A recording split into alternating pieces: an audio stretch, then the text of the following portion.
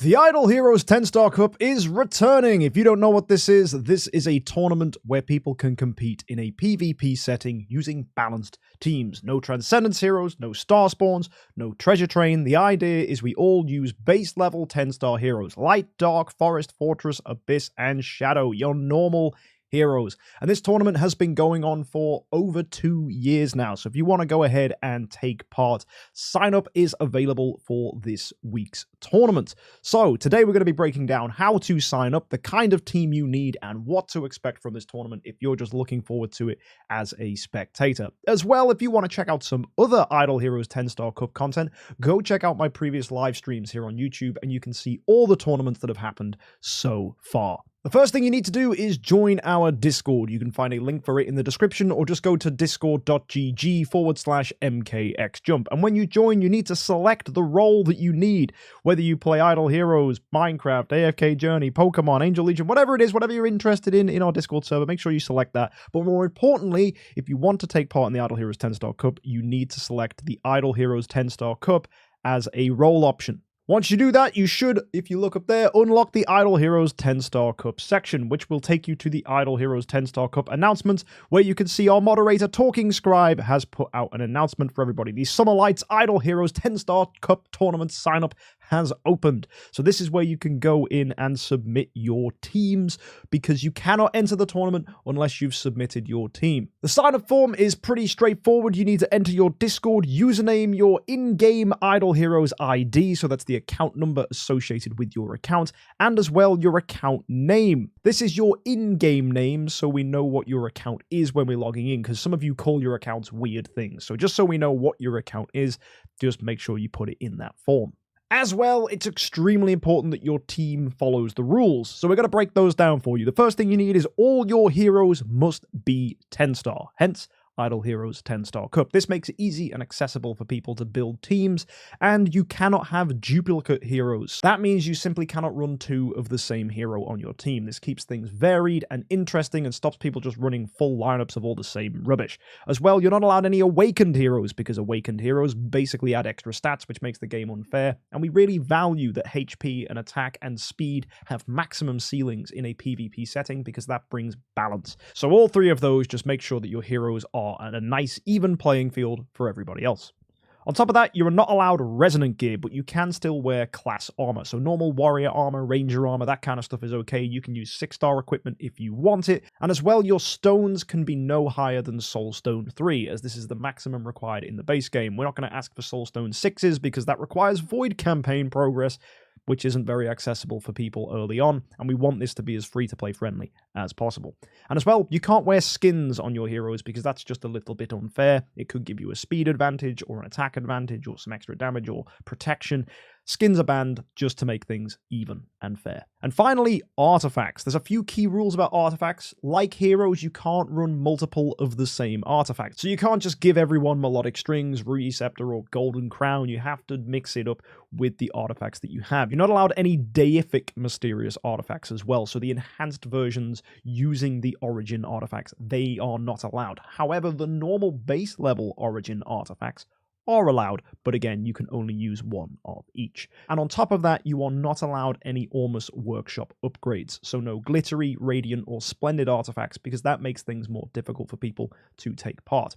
Basically, the idea is that you have an account with multiple 10 stars and 1 of each artifact in the game. That gives you the most flexibility and customization, and a fairly easy and accessible way to build an account. Now, for this tournament specifically, we have decided to ban some heroes. All Transcendence heroes are banned. That's pretty straightforward. That should be obvious. But also, we banned Rogan and Holmes Young, because they are extraordinarily powerful. Also, last tournament, we opened it up to the top 8 players who they wanted to ban, and the consensus was Carrie, Forkis, and Sherlock, so you cannot use those 3 heroes either moving forwards. That still does open some interesting options like Amun-Ra, Russell, Drake. There's plenty of cool heroes still available.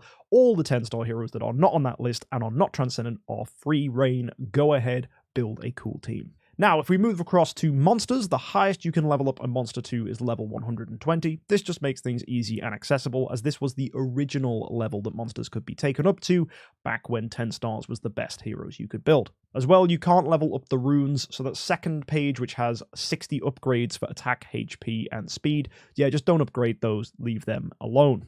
As well, we have the Celestial Island, where you're allowed the max level of your statues to be level 1. They're the statues that improve the classes. That's just to stop people having an advantage for having an older account, because those statues do take some time to level up.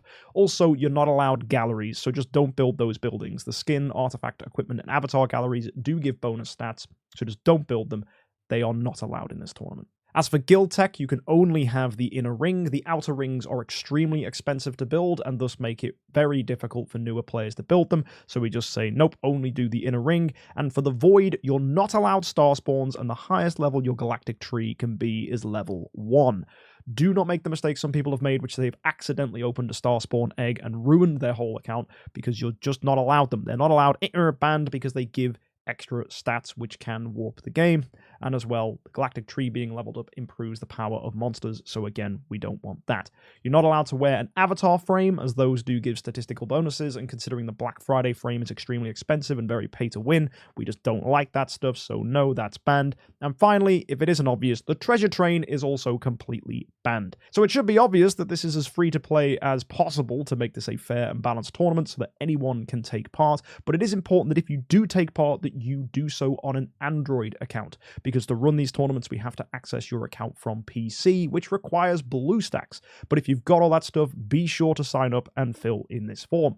So send us some screenshots of your heroes to make sure you do have those heroes on your account, and go ahead and tell us the faction, as that will allow you to have a drop-down menu where you can put in the hero, and then you can proceed to tell us the hero is 10 star, what stone they have, their stats. If it's a Fiona, for example, will probably be attack, and then you can either run full class armor, 6-star, 5-star armor, or whatever, or you can do it manually and fill it all in yourself. It is important that you do fill out this form, because you cannot change your team once the tournament begins, and it also gives us a visual representation of your team to bring up on screen when the tournament is taking place.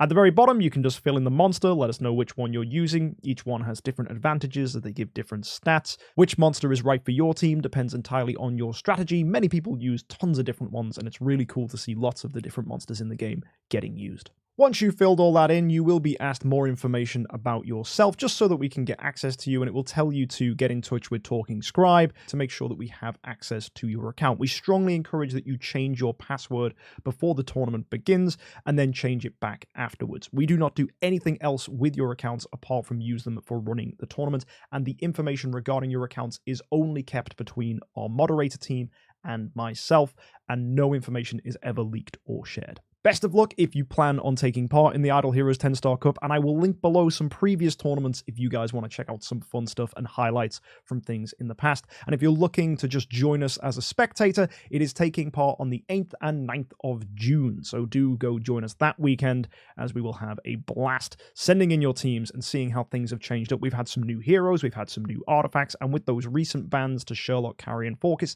it will be interesting to see how those things change the meta moving forwards.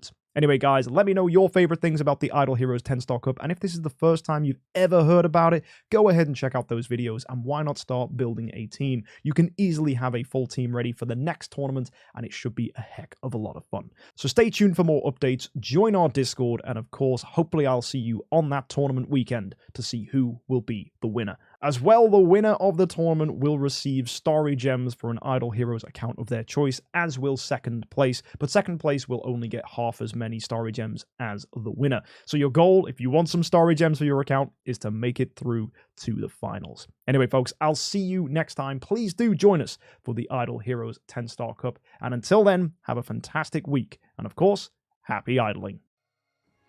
Ticks active! Wow! Unimax is enraged, but he's doing nothing. Holmes is free! Holmes is free! Here It's it an active comes. skill. Oh, the dove! Carry dodge though, but she's taunted. Not doing. Oh, Unimax is dead, but it's not. That's done. That's done. Yeah. Oh my god. The Mim is Mim's down. But his Garuda has energy. Stewie's doesn't. Oh, but did he get? No, he didn't. Holy crap!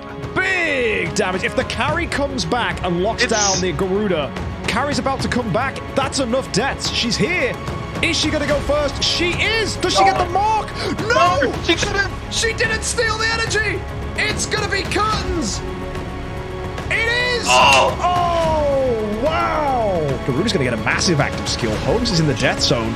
If Garuda's active skill hits Holmes, this is going to be so different. As long as Mim lives. Mim petrifying. Big heal from Andrea. That's going to make a difference. But the active skill... Mim's dead, but Fiona's down. Oh, yeah, so no shields to worry about. Still healing from Andrea. We need to see a massive, massive active skill from Garuda. Absolutely everything rides here. It didn't crit.